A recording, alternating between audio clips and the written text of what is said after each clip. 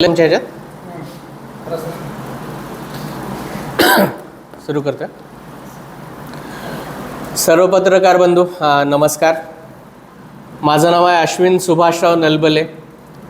आम आदमी पार्टीचा मी जिल्हाध्यक्ष आहे आणि आगामी स्थानिक स्वराज्य संस्थेच्या निवडणुकीच्या निमित्तानं आज अहमदपूर शहरात आपण ही प्रेस कॉन्फरन्स आम आदमी पार्टीतर्फे घेत आहोत.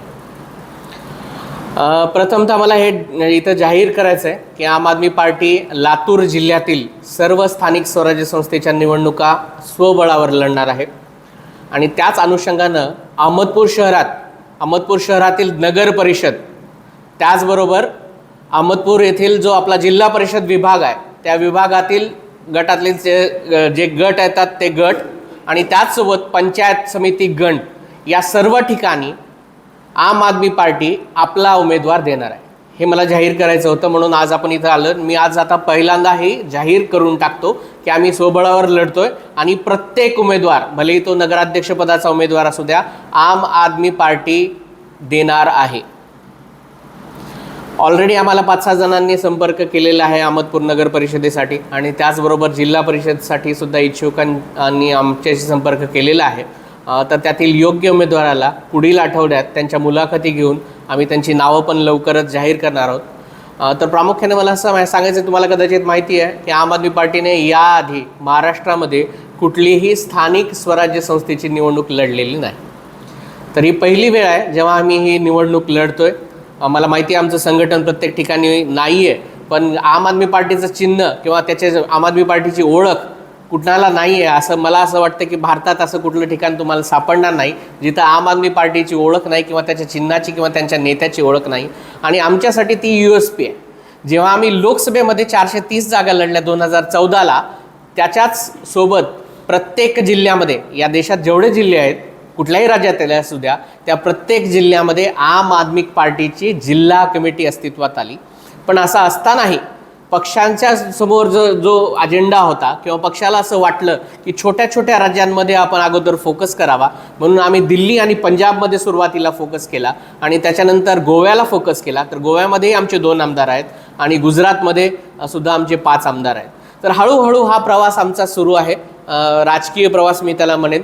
आणि लोकांच्या समोर एक सशक्त पर्याय, एक चांगला पर्याय घेऊन आम्ही निघालेलो आहोत. म्हणून तुमच्यामार्फत मला अहमदपूरच्या जनतेला हे आवाहन करायचं आहे की आम्ही जनतेतूनच उमेदवार देतो, आम्ही तुमच्यातून उमेदवार देतो. कारण आम्हाला असं वाटतं की जनतेतून जर उमेदवार आला तरच तो जनतेचं भलं करू शकतो. कारण इथल्या राजकारण्यांना आपल्या सामान्य जनलोकांच्या प्रश्नांची जाणीव नाही आहे. अहमदपुरामध्ये जर सांगायचं झालं मला स्पेसिफिकली, तर इथं 2 गटामध्येच संघर्ष चालू आहे आणि निव्वळ पैशाच्या जोरावर इथं निवडणुका लढल्या जातात. भले बाबासाहेब पाटील असू द्या किंवा विनायकराव पाटील असू द्या, केवळ आणि केवळ पैशाच्या जोरावर मतं खरेदी करून त्यांचं राजकारण चालू आहे. इथे दुसऱ्या कुठल्याही पक्षाने येऊ नये म्हणून ते त्या पक्षाच्या पदाधिकाऱ्यांनाच मॅनेज करतात दर निवडणुकीत आणि इथं ताकदवर उमेदवार उभेच राहू देत नाहीत. पण यावेळेस त्याला अपवाद असणार आहे. म्हणून इथून जे चांगले उमेदवार आहेत, जे समजतात की मी करप्ट नाही आहे, मी क्रिमिनल नाही आहे किंवा माझं कॅरेक्टर चांगलं आहे, अशापैकी जर तुम्ही असाल तर निश्चितच आमच्याशी संपर्क करा. 9822031625 हा आमचा संपर्क क्रमांक आहे. या संपर्क क्रमांकावर तुम्ही आमच्याशी संपर्क करा आणि आम्हाला जर असं वाटलं की तुम्ही योग्य उमेदवार आहात तर अशा योग्य उमेदवाराला आम आदमी पार्टी निश्चित संधी देईल आणि तुम्ही त्या संधीचं निश्चित सोनं कराल असं मी अपेक्षा बाळगतो. आणि एवढंच आज इथं मला जाहीर करायचं होतं की आम्ही इथं लढतोय आणि तुमच्यामार्फत ही माहिती मला जनतेसमोर पोचवायची होती. याच्यासाठी आपण इथं जमलेलो होतो. तर मला असं वाटतं मी जे सांगायचं ते सांगितलेलं आहे. धन्यवाद. तुमचे काही प्रश्न असतील तर आपण ते प्रश्न घेऊया. आम आदमी पार्टीतल्या निवडणुकीचा तुमच्याकडे कुठला असा मुद्दा आहे की आपण त्या मुद्द्यावरती ह्या स्थानिक स्वराज्य संस्थेच्या मला असं वाटतं की स्वातंत्र्यानंतर एवढ्या दिवसानंतर सुद्धा आजही रस्ते, पाणी, नाली, कचरा, डास, मच्छरांचा जो प्रादुर्भाव आहे किंवा मोकाट कुत्रे त्यांचा जो त्रास आहे असा कित्येक त्रास जनतेला सहन करावा लागतोय. पण या मुद्द्यावर कोणी चर्चाच करायला तयार नाही आणि जनतेचे खरे मुद्दे हेच आहेत.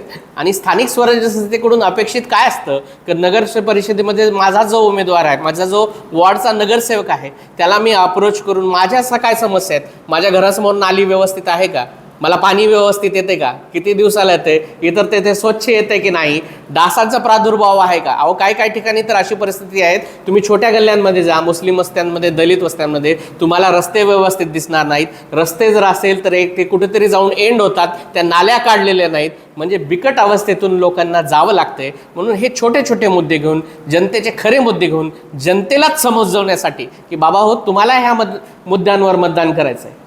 वर मत चोरी होते, ठीक आहे, मत चोरी हा गंभीर मुद्दा आहे, नक्कीच मुद्दा आहे. पण केवळ त्याच मुद्द्यावर इलेक्शन लढता येत नाही. किंवा हिंदू मुस्लिम करून एकमेकांच्या विरोधात केवळ पैसे वाटून किंवा एकमेकांवर टीका करून बाबासाहेब पाटलांनी विनायकराव पाटलांवर करावे, विनायकराव पाटलांनी बाबासाहेब पाटलांवर करावे. उद्या जर वाटलं अजित पवार गटात मी आहे आणि मला जर अजित पवार गटातून चान्स नाही मिळाला तर मी उद्या शरद पवार गटात जायला तयारच आहे. म्हणजे फक्त पक्ष बदलायचे, समस्या जैसे ते ठेवायचा आणि सत्तेचं जे केंद्र आहे ते केवळ आपल्या हातात ठेवायचं. अशा प्रकारचं गलिच्छ राजकारण इथं चालू आहे आणि त्याला छेद देण्यासाठी केवळ आणि केवळ लोकल मुद्द्यांवर ही निवडणूक झाली पाहिजे असं आमचं मत आहे आणि लोकल मुद्दे घेऊनच आम्ही पुढे जाणार आहे. लातूरहून येऊन इथं पत्रकार परिषद आपण आयोजित केली. आम आदमी पार्टीची अहमदपूर शाखा आहे की नाही, असेल तर मग इथले पदाधिकारी या पत्रकार परिषदेला का उपस्थित? नक्कीच. तर मी प्रामाणिकपणे पहिलेच सांगितलं की आम आदमी पार्टीची ही महाराष्ट्रातली पहिली निवडणूक आहे, स्थानिक स्वराज्य संस्थेची निवडणूक आहे. आणि आम्हाला असं वाटतं की स्थानिक स्वराज्य संस्थेच्या निवडणुकीच्या निमित्तानंच पक्ष संघटनेस बळकटी मिळते. मी प्रांजळपणे पहिलेच कबूल केले नाही, आजही कबूल करतो की अहमदपूरमध्ये आमची कुठलीही शाखा नाही आहे, आमचा कुठलाही पदाधिकारी नाही आहे. जे पदाधिकारी इथं आमच्याशी जुडले होते ते आम्हाला असं वाटलं नाहीत की योग्य पद्धतीने आम आदमी पार्टीला तत्वात बसून पुढे घेऊन जातील, म्हणून आम्ही त्यांना ऑलरेडी बाजूलाच ठेवलेलं आहे. तर आम्ही चांगल्या लोकांच्या शोधात आहोत आणि या इलेक्शनच्या निमित्तानं चांगले लोक आमच्याशी जुळतील अशी आम्हाला खात्री आहे आणि त्यांना घेऊनच अहमदपूरमधलं संघटनसुद्धा आम्ही बळकट करणार आहोत. आता स्थानिक स्वराज्य संस्थांच्या निवडणुका या कार्यकर्त्यांच्या निवडणुका असतात, नक्कीच पक्षवाढीसाठी काम करणाऱ्या लोकांच्या निवडणुका असतात. मला तुमच्याकडे इथं पक्षवाढीसाठी कार्यकर्तेच नाहीत किंवा ज्यांच्यासाठी निवडणूक लढायचे तेच लोक तुमच्या ग्राउंड लेवलला नाहीत. मग काय आव्हान करणार आहे तुम्ही अहमदपूरकरांना? मी अहमदपूरकरांनाच आवाहन करतो की बाबा तुम्हालाच आता हे सगळं हातात घ्यायचं आहे. कारण तुमच्यासाठी बाहेरून येऊन, लातूरून येऊन मी काय करणार नाही, तुमच्यासाठी कुठला उमेदवार आयात करून काही करता येणार नाही. जे काय करायचं आहे इथल्या स्थानिकच्या लोकांनाच पुढे येऊन करावं लागेल. आणि असं समजू नका की राजकारणापासून आपण अलिप्त राहून आपलं काहीतरी भलं होऊ शकतं, हे शक्य नाही आहे. मी स्वतः एक सॉफ्टवेअर इंजिनियर आहे पेशाने, राजकारण हा माझा पेशा नाही. आम्ही पूर्ण वेळ राजकारणी नाही. आम्ही आपलं घर सांभाळून सगळ्या गोष्टी सांभाळून इथं करतोय. का? कारण या देशात काहीतरी बदल व्हावा, काहीतरी चेंजेस व्हावेत, जनतेच्या खऱ्या मुद्द्यावर बोलावं, ते चर्चा त्याच्यावर व्हावी आणि कुठेतरी राजकारण्यांना व्यसन घालण्याचा प्रयत्न व्हावा. आणि हे व्यसन घालण्याचा प्रयत्न किंवा हा असा प्रामाणिक प्रयत्न केवळ सुशिक्षित, चांगल्या घरून आलेले, ज्यांना राजकारणाचं बॅकग्राऊंड नाही आहे, बॅकग्राऊंड असेल तरी वेलकम, पण प्रोव्हायडेड तुम्ही चांगल्या विचाराचे असाल, तुम्ही लोकांसाठी खरंच काही करू इच्छित असाल तर भले तुम्ही कोणत्याही पक्षाचे असू द्या, दुसऱ्या पक्षाचा उमेदवार जरी आम आदमी पार्टीकडे आला आणि आम्हाला जर असं वाटलं तो चांगल्या कॅरेक्टरचा आहे किंवा जनतेच्या समस्यांना न्याय देऊ शकतो, अशा लोकांना सोबत घेऊन आम्ही पुढे जाणार आहे. एकीकडे बघायला गेलं तर माजी राज्यमंत्री किंवा सध्याच्या रनिंगमध्ये सहकार मंत्री असे की गडगंज, एकीकडे संपत्ती, कार्यकर्ते, पैसा या सगळ्या गोष्टी असताना कोणत्या वेळेस तुमच्याकडे कार्यकर्त्यांनी किंवा तुमच्याकडे तिकीट मागावं? नक्कीच मला असं वाटतं की पक्षाची ओळख ही खूप महत्त्वाची आहे. त्यांच्या पक्षाची नक्कीच ओळख आहे, पण ती काय ओळख आहे आज आपण बघतोय टी व्हीवर. पार्थ पवारांचं एक प्रकरण चालू आहे लोकांच्या समोर आहेत म्हणून अजितदादा 72,000 करोडचा घोटाळा केला असं म्हणतात. त्यांच्याविषयी म्हणजे भरपूर चौकशा पण राहिल्या होत्या, पण तेच अजितदादा आज BJPच्या मांडीत लावून बसलेत. मग त्यांची काय विचारधारा आहे? मग या लोकांची विचारधारा केवळ आणि केवळ सत्तेचं राजकारण आहे, केवळ आणि केवळ पैशाच्या जोरावर आहे. तुम्ही म्हणल्यासारखंच यांच्या सहकार मंत्री म्हणतात, मला माहीत नाही सहकारात किती मोठं यांनी काम केलं आणि त्या सहकार क्षेत्रातून अहमदपूरच्या लोकांना किती प्रमाणात रोजगार मिळाला आहे.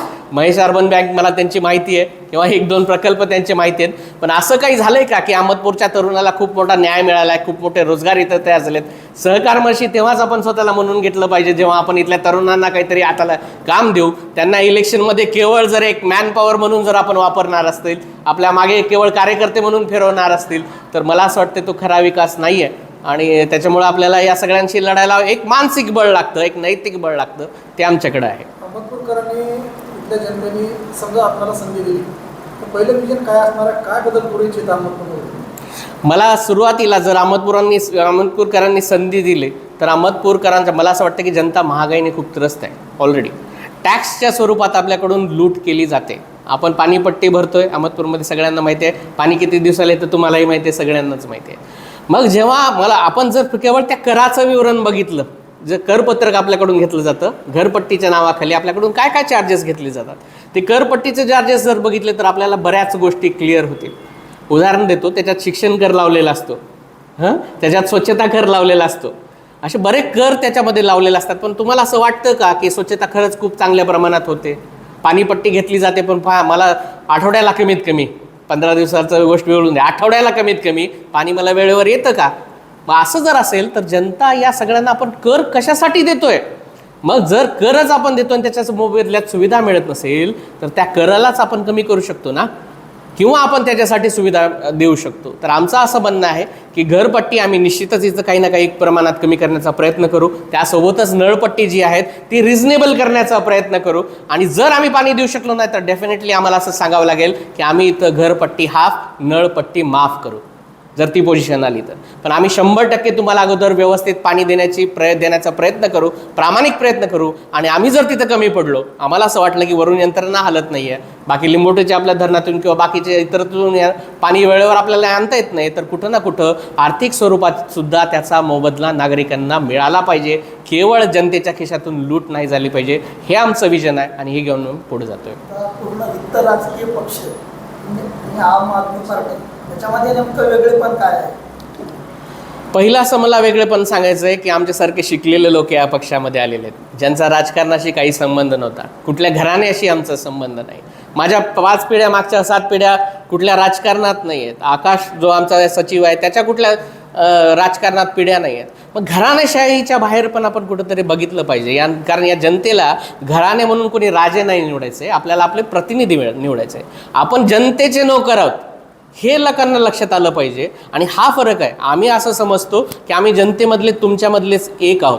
तुमच्यासोबत रस्त्यावर चहा प्यायला आम्ही लाजत नाही. सर, एक प्रश्न आहे. आता शेतकऱ्याचे अनेक प्रश्न आहेत. जर एखादी शेतकरी कुटुंबातील व्यक्ती असेल किंवा सामान्य कुटुंबातील व्यक्ती जर आपल्याकडे तिकीट मागावं तर आपण त्याला द्याल? नक्कीच देऊ. आम आदमी पार्टी सामान्यातल्या भरे तो त्याची आर्थिक परिस्थिती नसू द्या, आमचं केवळ एवढं एक्सपेक्टेशन असतं की कारण आम्ही कोणाकडून फंडच्या स्वरूपात बाकीच्या स्वरूपात कलेक्शन करत नाही जसं बाकीच्या पार्ट्या करतात. तर आमचं एकच म्हणणं असतं की तुम्ही या आमच्याकडं, पण तुम्ही त्या ताकदीनं लढण्याचा प्रयत्न करा. तुमची आर्थिक कॅपॅसिटी आज नसेल पण तुम्ही दुसऱ्या यंत्रणा वापरा. जसं तुम्हाला जर प्रचार करायचा असेल तर तुम्ही हातात भोंगा घेऊन सुद्धा प्रचार करू शकता, किंवा मी त्याच्यासाठी लाऊडस्पीकर किंवा अजून काय डीजे बीजे लावायचं असलं तोही लावू शकता. प्रचार कसा करायचा तो अवलंबून आहे. पण तुम्ही जर त्या ताकदीनं लढत असाल किंवा लढणार असाल आणि आम्हाला असं वाटलं की सर खरंच त्या तिकिटाला तो न्याय देऊ शकतो, तर भले कुठल्याही कुटुंबातला तो असू द्या, आम्ही त्यांना 100% तिकीट देऊ. आजी माजी मंत्र्यांचा आपण उल्लेख केला की दोघेच खांदेपलट करून सत्तेमध्ये येतात. अगदी 100% ते खरं सुद्धा आहे. परंतु ते सातत्याने इथल्या लोकांच्या संपर्कात आहे.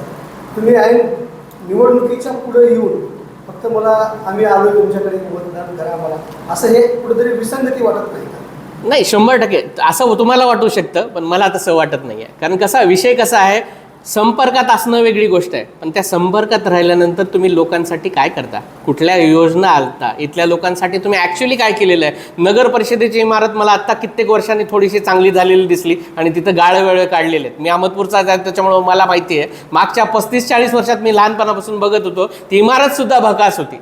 तर असं परिस्थिती जर अहमदपूरला असेल आत्ता, म्हणजे आपल्या लातूर जिल्ह्यात ते बाकीचे तालुके बघा, तुम्ही उदगीरची गोष्ट बघा, किती मोठी बाजारपेठ आहे. या सगळं असताना आपण शेतकऱ्यांसाठी किमान सोडा, ग्रामीण भाग आहे म्हणून शेतकऱ्यांसाठी आपण काय केलं आहे. मग असं जर तुम्ही काहीच केलेलं नसेल तर नुसता संपर्क तुमचा दांडगा असून काय फायदा. आणि वेळोवेळी केवळ आमचा संपर्क आहे म्हणून फक्त खांदेपालट करायचा आणि त्यांनाच संधी द्यायची, हे काही पद्धत बरोबर नाही आहे. आम आदमी पार्टीने निश्चितच, आम्ही दिल्लीमध्ये कामं केलेली आहेत, आम्ही पंजाबमध्ये कामं केलेली आहेत. नुकताच पीक अनुदानाचा जेव्हा मुद्दा निघाला, पीक विम्याचा मुद्दा निघाला किंवा आता जे नुकसान भरपाईचा मुद्दा निघाला, तेव्हा प्रामुख्यानं आम आदमी पार्टीची चर्चा झाली की आम्ही पंजाबमध्ये 50,000 रुपये हेक्टरी, 2.5 एकरला 50,000 रुपये नुकसान भरपाई दिलेली आहे. दिल्लीमध्येही आम्ही अगोदर दिली होती, पण दिल्लीचं सरकार छोटं असल्यामुळं किंवा एका शहरापुरतं मर्यादित असल्यामुळं, काही विधानसभाच ह्या ग्रामीण भागातल्या होत्या, तसंच असल्यामुळं त्याचा फोकस तेवढा झालेला नाही. पण आम आदमी पार्टीने पंजाबमध्ये दिल्यानंतर याची चर्चा पूर्ण देशात झाली आणि तशाच स्वरूपाची मदत आम्ही आज इथं देऊ इच्छितो जर आमचं इथं काहीतरी सरकार आलं तर.